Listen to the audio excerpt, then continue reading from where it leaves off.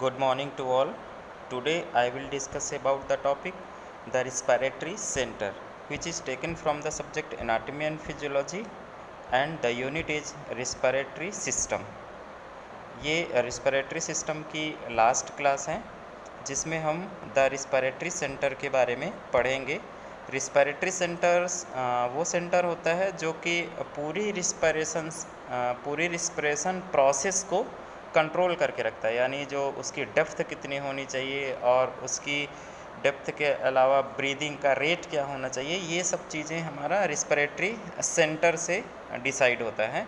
तो आज हम रिस्पिरेटरी सेंटर के बारे में पढ़ेंगे। So what are the respiratory centre? This is formed by group of nerve in the medulla, the respiratory rhythmicity center, which control the respiratory pattern, that is the rate and depth of breathing. अभी हम इसको figure 10.26 के माध्यम से समझेंगे। तो respiratory centre होता क्या है? यह एक प्रकार का ग्रुप ऑफ नर्व, यानी कई सारी नर्वस सिस्टम की नर्व मिल करके एक ग्रुप ऑफ नर्व बनाते हैं, मेडुला में पाया जाता है, जिसको हम रिस्पिरेटरी रिदमिसिटी सेंटर भी बोलते हैं। तो ये जो रिस्पिरेटरी रिदमिसिटी सेंटर होता है ये हमारे रिस्पिरेटरी सिस्टम के पैटर्न को कंट्रोल करता है।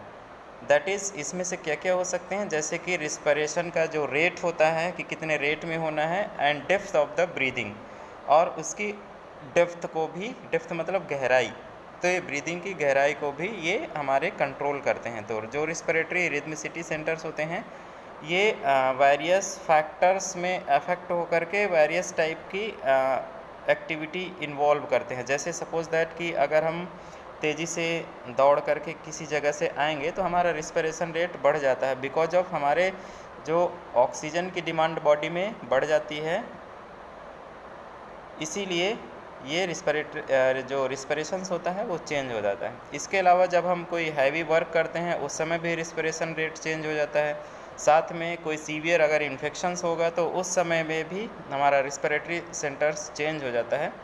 ये कई प्रकार के कीमो रिसेप्टर्स होते हैं हमारे बॉडी में, लगभग 3 टाइप्स के, वो अलग अलग जगहों पे पाए जाते हैं। इसका हम डिस्कशन अभी आज की क्लास में करेंगे।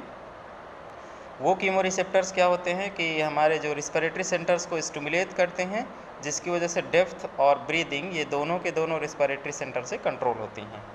तो हम पहले फिगर 10.26 यानी ये पिक्चर के माध्यम से समझने की कोशिश करेंगे। तो रिस्पिरेटरी सेंटर्स कौन कौन से और कहाँ पे होते हैं, ये आप यहाँ पे देख रहे हैं। मेडुला एब्लोंगेटा, यहाँ पे ये मेडुला एब्लोंगेटा होता है जिसमें रिस्पिरेटरी रिदमिसिटी सेंटर्स पाया जाता है। यहीं से हमारा जो रिस्पिरेटरन का डेप्थ और रेट यहाँ से डिसाइड होता है। देन आफ्टर कुछ ऑर्गन्स एसोसिएटेड भी होते हैं जो इसके सराउंडिंग में होते हैं, बहुत सारी नर्व्स होती हैं और भी स्ट्रक्चर्स होते हैं जो रिस्पिरेशन में काफ़ी हेल्प करते हैं, जैसे कि हमारा ये सेरिब्रल कॉर्टेक्स हो गया, और इसके अलावा कैरोटिड, ये जो बॉडीज़ हो गई, और फिर इसके बाद कैरोटिड आर्टरीज हो गई। ये सराउंडिंग स्ट्रक्चर्स होते हैं जो रिस्पिरेटरी जो रिदमिसिटी सेंटर के आसपास में ऑर्गन्स एसोसिएटेड जो पाए जाते हैं। इसके बाद ये हमारे यहाँ पे स्पाइनल कॉर्ड होता है। फिर इसके बाद ये जो यहाँ पे साइड में देख रहे हैं ये कट एड्स ऑफ रिब्स, यानी रिब्स के एक छोटे छोटे कॉर्नर्स हैं कटे हुए। और इसके अलावा जो मेन इम्पॉर्टेंट रोल होता है वो इंटरकोस्टल नर्व्स का होता है।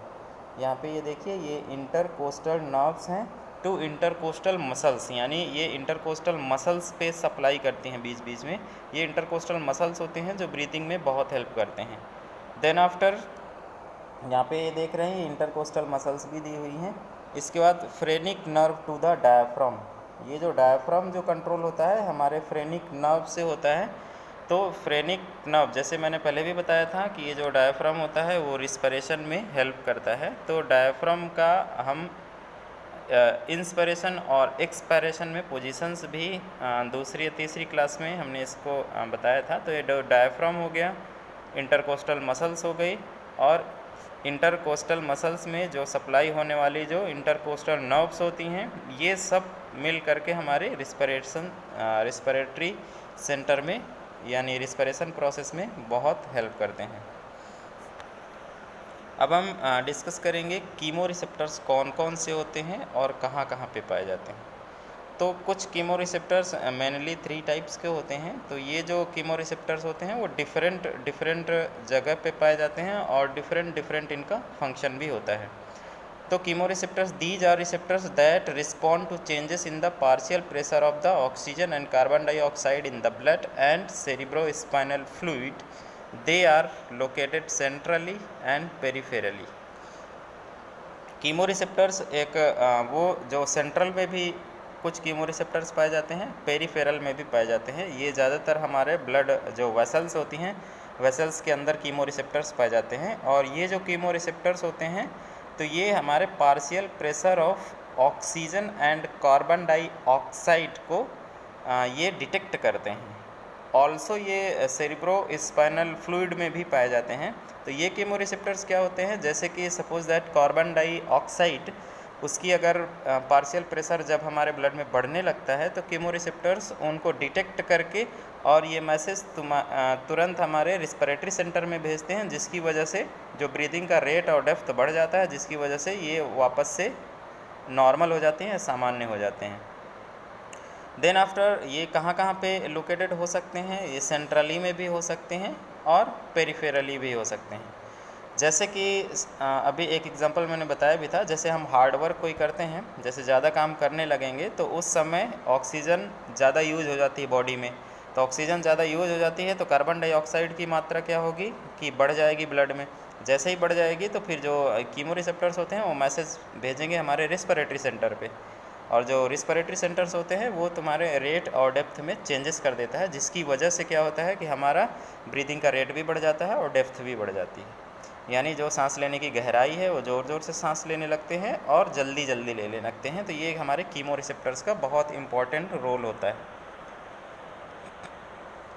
नेक्स्ट हम डिस्कस करेंगे सेंट्रल कीमो रिसेप्टर्स की।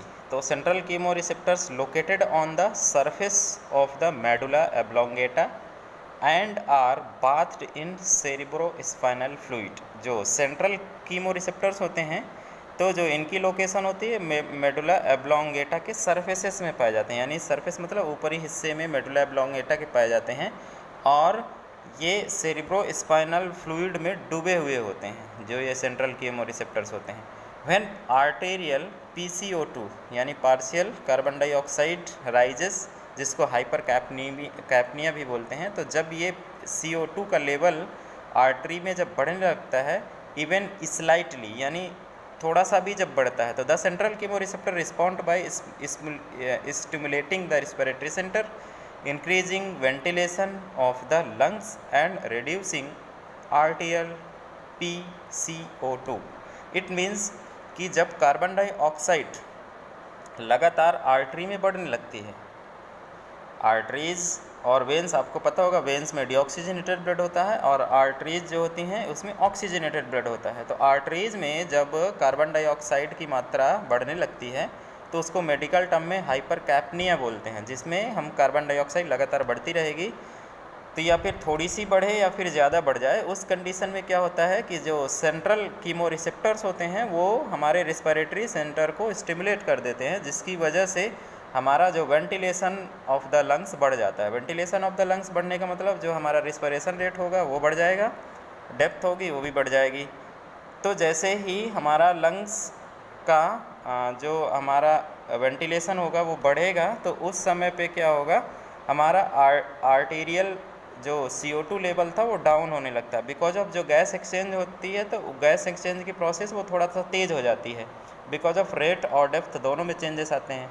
तो उसकी वजह से क्या होता है कि जो कार्बन डाइऑक्साइड होगी वो रिड्यूस हो जाती है। तो ये सेंट्रल कीमो रिसेप्टर्स का भी वर्क होता है, जो कि हमारे रिस्पिरेटरी सेंटर के लिए इम्पॉर्टेंट रोल प्ले करते हैं। देन आफ्टर हम डिस्कस करेंगे पेरिफेरल कीमो रिसेप्टर्स के बारे में। पेरिफेरल कीमो रिसेप्टर्स क्या होते हैं? These are situated in the arch of the aorta and in the carotid body. They are more sensitive to small rises in arterial PCO2 then to small decrease in arterial PO2 levels। तो ये जो peripheral chemoreceptors होता है, जैसे कि central मैंने बता दिया, सेंट्रल मतलब कि हमारे सेंट्रल नर्वस सिस्टम के आसपास, पेरिफेरल हमारे जो होता है वो हमारे लिम्स से लेकर के हमारे सेंट्रल को छोड़ करके हमारे पेरिफेरल में कहीं भी लोकेटेड हो सकते हैं। ज़्यादातर ये ब्लड में हो जाता है, ज़्यादातर ब्लड के जो मेजर वेसल्स होती हैं उसमें पाई जाती है, जैसे कि आर्च ऑफ द एरोटा। तो पेरिफेरल केमोरिसेप्टर्स जैसे एरोटा ऑफ द आर्च में भी होते हैं एंड कैरोटिड बॉडी में भी पाई जाती हैं। तो they are more sensitive to small rises of CO2 level. तो ये ज़्यादा जो पेरिफेरल केमोरिसेप्टर्स होते हैं ये बहुत सेंसिटिव होते हैं। जैसे ही थोड़ी सी भी कार्बन डाइऑक्साइड अगर हमारे ब्लड में बढ़ेगी, ये तुरंत रिस्पिरेशन में चेंजेस कर देते हैं, जिसकी वजह से जो हमारा O2 लेवल्स होता है वो मेंटेन हो जाता है और जो कार्बन डाइऑक्साइड लेवल्स होती है वो भी हमारे मेंटेन हो जाती है, बिकॉज ऑफ जो हमारा वेंटिलेशंस होता है वो बढ़ जाता है और रिस्पिरेटरी मेम्ब्रेन्स जो होती हैं तो रिस्पिरेशन प्रोसेस वो भी तेज़ हो जाती है। देन आफ्टर हम डिस्कस करेंगे एक्सरसाइज एंड रिस्पिरेशन के बारे में।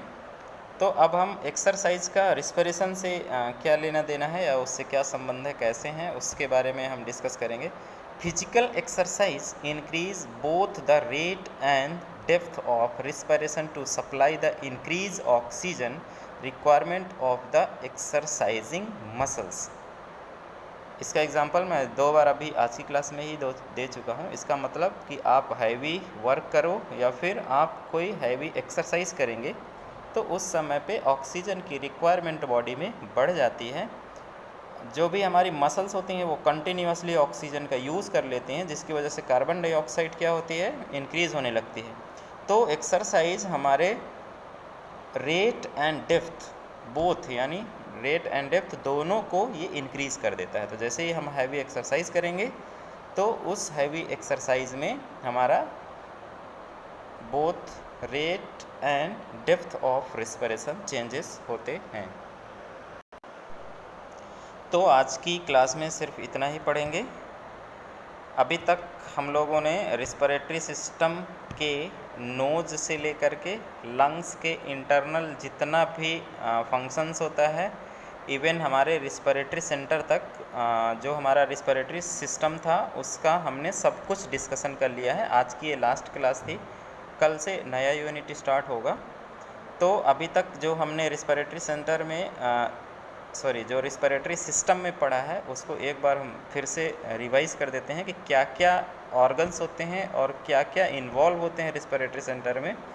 सबसे पहले हमने नोज़ के बारे में डिस्कस किया था, नोज़ के सराउंडिंग स्ट्रक्चर के बारे में डिस्कस किया है। देन आफ्टर फायरेंग्स जो हमारे था, नाइजोफायरेंग्स, ओरोफायरेंग्स, लैरिंजियोफायरेंग्स, ये 3 प्रकार के फायरेंग्स थे, इनका डिस्कशन किया था।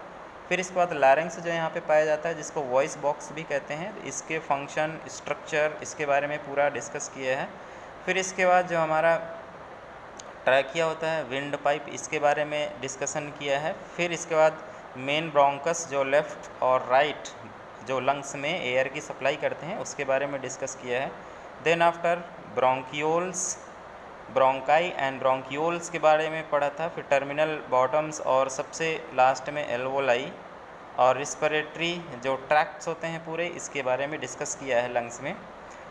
देन आफ्टर हमने लंग्स के बारे में डिस्कस किया था, लंग्स के सारे लोब्स के बारे में डिस्कस किए हैं, लंग्स के इंटरनल स्ट्रक्चर के बारे में डिस्कस किया है और एल्वोलाई में जो रेस्पिरेटरी मेम्ब्रेन्स होती हैं उसके बारे में डिस्कस किया है। देन आफ्टर हमने एयर में क्या क्या मौजूद होता है उसके बारे में डिस्कस किया है। लंग्स के अंदर इंस्पिरेशन में कौन कौन सी गैसें होते हैं, एक्सपिरेशन में कौन कौन सी गैसेस होते हैं, इवन हमने गैस एक्सचेंज के बारे में भी पूरा पढ़ा है। देन आफ्टर आज की क्लास में जो हमने रिस्पिरेटरी जो सेंटर्स होता है उसके बारे में भी बता दिया है। तो अभी तक हमने रिस्पिरेटरी सिस्टम का सारा कुछ कवर कर चुके हैं। इसके बाद हमने जो रिस्पिरेटरी सिस्टम में जो ऑर्गन्स हेल्प करते हैं, जैसे डायफ्राम, उसके बारे में भी बताया, इंटरकोस्टल मसल्स, उसके बारे में भी बताया है। देन आफ्टर एक बार आज की क्लास को फिर से रिवाइज़ कर लेते हैं, फिर कल से नया यूनिट स्टार्ट करेंगे। जैसे कि ये सारा टॉपिक हम डिस्कस कर चुके हैं। द रिस्पिरेटरी सेंटर्स जो होता है तो वो हमारे ग्रुप ऑफ नर्व सेल से मिल कर के बनता है, जिसको हम रिस्पिरेटरी रिदमिसिटी सेंटर भी बोलते हैं। ये हमारे रिस्पिरेटरी सिस्टम को कंट्रोल करते हैं। क्या क्या चीज़ें कंट्रोल करते हैं? एक तो हमारा रेट ऑफ रिस्पिरेशन, दूसरा डेप्थ ऑफ ब्रीदिंग। तो ये दो चीज़ें कंट्रोल करते हैं और ये पिक के माध्यम से भी हमने समझा है। रिस्पिरेटरी सिस्टम का जो रिदमिसिटी सेंटर्स होता है, जो मेडुला एब्लोंगेटा में होता है, तो इसका हमने ये पिक्चर के माध्यम से भी दिखाया है। देन आफ्टर इसमें कौन कौन सी ऑर्गन्स और भी हैं जो हेल्प करते हैं, जैसे कि हमारा इंटरकोस्टल मसल्स होती हैं वो हेल्प करती हैं, उसके बारे में भी बताया है इसमें। देन डायफ्राम जो आप नीचे देख रहे हैं, इसमें डायफ्राम जो होता है ये फ्रेनिक नर्व से सप्लाई होता है। डायफ्राम भी हमारे रिस्पिरेशन में हेल्प करता है। देन आफ्टर हमने आज डिस्कस किया है कीमो रिसेप्टर के बारे में। जो कीमो रिसेप्टर्स होते हैं तो वो हमारे डिफरेंट जगह पे पाए जाते हैं और ये हमारे जो कार्बन डाइऑक्साइड लेवल को लगातार डिटेक्ट करते रहते हैं, यानी पता करते रहते हैं। जैसे ही कार्बन डाइऑक्साइड की मात्रा बढ़ती है तो ये कीमो रिसेप्टर्स मिल करके हमारे रिस्पिरेटरी सेंटर्स को मैसेज करते हैं और सेंटर में जो रिस्पिरेटरी सेंटर्स होता है तो वो हमारे रिस्पिरेशन के रेट एंड डेप्थ में चेंजेस करता है।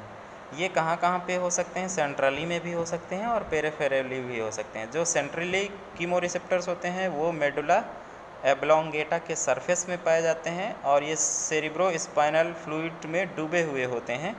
ये CO2 लेवल अगर बढ़ता भी है थोड़ा सा, तो CO2 लेवल के बढ़ने को हाइपरकैप्निया भी बोलते हैं। अगर ये थोड़ा बढ़ता है तो ये हमारे रिस्पिरेटरी सेंटर को स्टिमुलेट करके रेट एंड डेप्थ में चेंजेस करके जो हमारा CO2 लेवल था उसको रिड्यूस करते हैं। Then after peripheral chemo receptors था, हमने बताया है। जो पेरिफेरल कीमो रिसेप्टर्स होते हैं तो ये हमारे आर्च ऑफ द एरोटा में पाए जाते हैं, कैरोटिड बॉडी में भी पाए जाते हैं और ये ज़्यादा सेंसिटिव होते हैं। ये CO2 लेवल यानी CO2 लेवल थोड़ा सा भी बढ़ती है तो उस समय ये हमारे रिस्पिरेटरी सेंटर के रेट एंड डेप्थ में चेंजेस करके उसके लेवल को बराबर कर लेते हैं। Then after exercise and respiration के बारे में बताया था।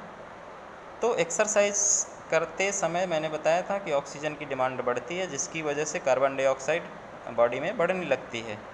तो ऑक्सीजन जैसे ही ज़्यादा यूज हो जाती है, कार्बन डाइऑक्साइड बढ़ जाती है, उस समय हमारे रिस्पिरेशन सेंटर में चेंजेस आ जाते हैं, जिसमें से रेट जो रिस्पिरेशन का रेट होता है, जैसे 15 से 16 एडल्ट में है, वो बढ़ करके 16 से ऊपर हो जाता है, 17, 18, 20, 22 इतना तक हो सकता है।